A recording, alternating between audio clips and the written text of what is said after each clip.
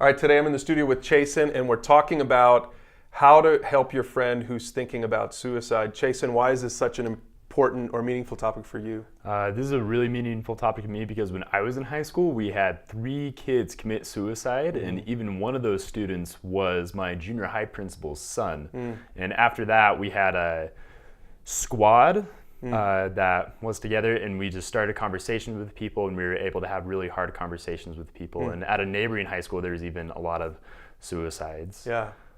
So I know you said at that point, you've got a little card there that you got way back in high school that they gave, they did some training on how to sort of intervene as a student, right? Yeah. So, which is important because I think if you just leave it up to parents and teachers and administrators, they're not in the student's world, right? So they're not going to necessarily always pick up on what's going on and if a kid's getting close. So before we you've got 4 steps for us. Before we get to those 4 steps, how would a student know if their friend might be contemplating, like if their friend doesn't just come out and say it? How would a student know? What are some of the warning signs? Right, so there's going to be some drastic change in appearances. There could be drastic change in hairstyles that seem kind of out of place for this student. There's a change in eating, appetite, sleep. They're kind of becoming more reserved from their friend group. They don't feel comfortable sharing things with their friend group or with their family. And also some other things can lead to depression, such as loss of a family member, a boyfriend or girlfriend that they heavily relied on, that can make them feel depressed. Okay, so if you're out there, students, and you identify some of these signs in a friend, or even if a friend just actually uses the word, says, I'm thinking about it, don't ignore it, don't blow it off, right? Your intervention might save their life. Oh, for sure. So you've got 4 steps for us, Chasen, really helpful. In fact, you've given us a little acronym to help us remember it. So what's the first step? So the first step is listen. Sometimes your friends and you yourself can feel really depressed, you can feel really sad. And some things in your friend's life might not seem important to you, but they're extremely important to your friend. If your friend goes up and tells you, said, hey, I've been feeling really sad lately, I just lost my boyfriend or my father or something like that, and it's really your job to listen to them and give them a fair hearing instead of just blowing it off and saying, oh, my friend is just crying over nothing. Really listen to them and engage with them. That's good. Yeah. Okay, so that's the first step, is to listen. The second step kind of is connected to it. What's the second thing? That's going to be encourage, and that's encouraging them to talk about why they're feeling sad, encourage them to open up to you more, and encourage them to talk to their parents, teachers, or maybe a counselor about some of the reasons they're feeling sad or depressed. So encouraging them to be brave and open up with these issues. Yeah, I think one of the, for a student that's struggling with suicidal thoughts, I think this person probably needs encouragement. Right. They probably feel isolated. Obviously, they feel like there's not a reason to live. Right. So encouragement is really important. Like, be an encourager. Right. And also encouraging them reasons to live, right? Saying, suicide is a huge choice, and really encouraging them reasons why to live, encouraging them why life is so good, why life is so valuable too. Okay, so step number 3 is what? Step number 3 is asking. There are 3 questions that you could possibly ask your friend, and that's, will you go with me to get some help? Will you let me get you some help? Or will you promise me you will stay safe from self-harm until we have found you some help? And these just affirm you and your friend that they're safe right now, and then you can go and get some help. You can go and ask them for some help. And this is a hard question for a lot of people to ask their friends, because sometimes their friend promises them, hey, don't tell anybody about my problem because it's my problem. But you should ask them for permission to go tell somebody. Yeah, I would say that of the 4 steps you're giving us, this is probably going to be the hardest one, because it takes probably the most maybe courage for a young person, for a student, because maybe it seems a little bit forward. I've got 2 teenage kids, and I think for them, they would say, okay, that's going to take a little bit of courage for me to be that forward to ask those 3 questions or some other questions. Like, you're really being proactive. What would you say to a student who's struggling to muster up the courage for that?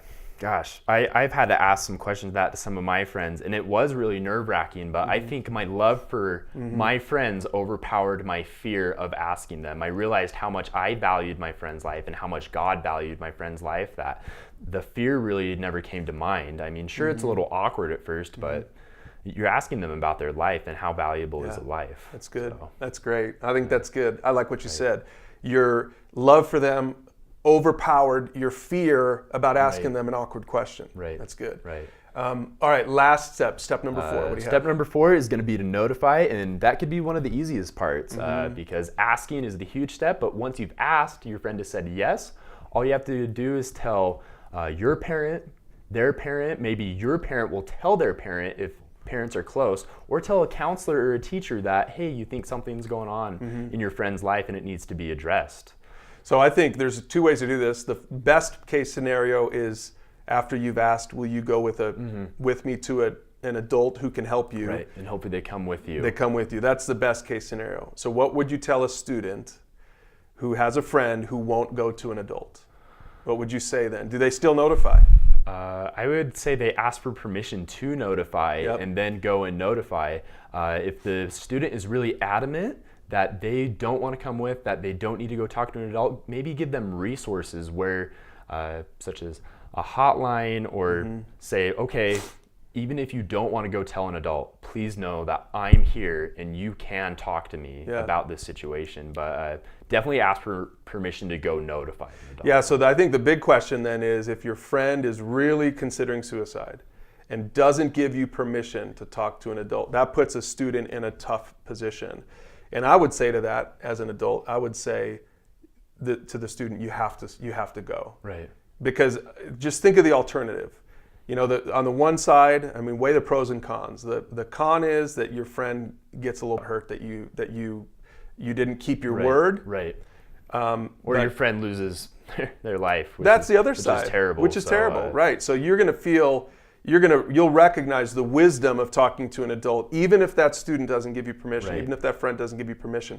Now, the adult you talk to, maybe just you're thoughtful about that. Maybe start with your own parent, your own mom or dad. Let your mom or dad then kind of maybe notify their parents, or talk to an administrator or counselor or someone like that. But I would say to a student, definitely step number 4 is so important. Right. Definitely notify. And with this, a friend might ask, please promise that you don't tell anybody about my depression or about my thoughts of suicide. And the friend that's listening to them has to understand that they don't have to make that promise. That's great. They can say, no, I value your life way more than valuing keeping your promise, because I love you so much and I won't want to go tell an adult. So you don't have to make that promise to your friend. You can help your friend out in other ways. That's great.